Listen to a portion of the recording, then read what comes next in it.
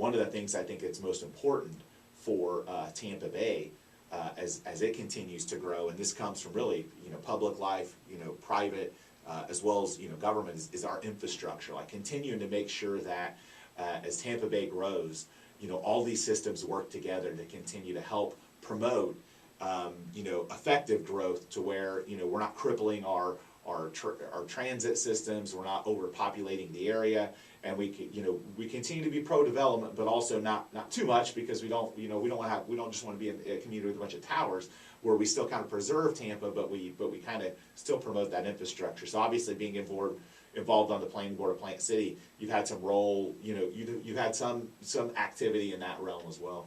Yes, the planning board's been a great experience there. So the city planners are pretty instrumental in deciding on how they want the growth of the city to look, and it's they manage it, they have a plan, and then applicants come before us, whether they want to change zoning or they want to develop here, develop there, and we consider the recommendation of the planner, and we evaluate it. And we don't always follow their advice. We have to be an advocate for the city as well, but not always rubber stamping what the city planner says.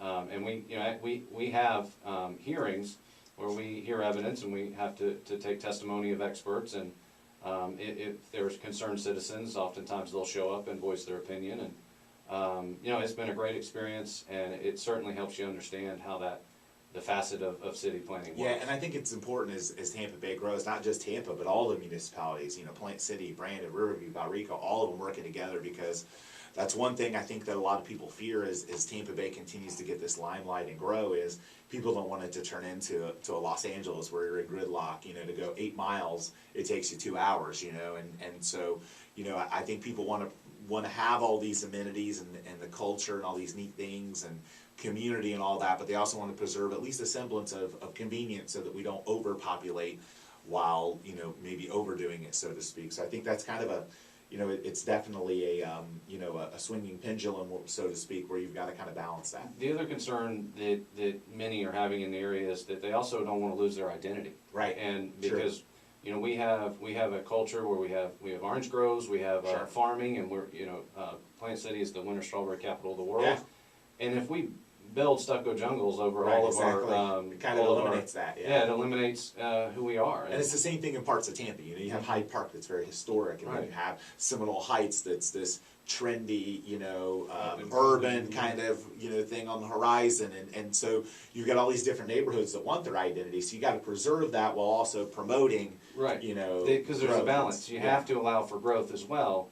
Because if you don't, San Francisco's gone in that same issue, is they've restricted growth, and their homeowner the cost of homeownership is skyrocketing. Yeah, I mean and there's no inventory. I mean, not that we obviously have some of our own inventory challenges, but I have friends that work in the real estate market in the Bay Area, in the San Francisco Bay Area, and they have like 1.5 months of inventory. Literally, homes.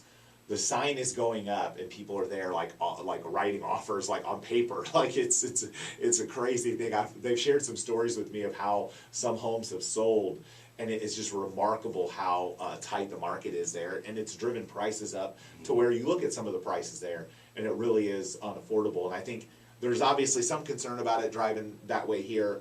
We're nowhere near. The average price out there is like $900,000 for a simple 1,200 square foot bungalow house. We're nowhere near that. Right. But well, anyway, we're going to continue. We've got some more to talk about real estate. I'm joined by Judge Jamey Moody, 4th Circuit Judge, not judge yet, but hopefully we're forecasting there, and Richard Vazquez with Artisan Insurance after a quick break here on 970 WFLA.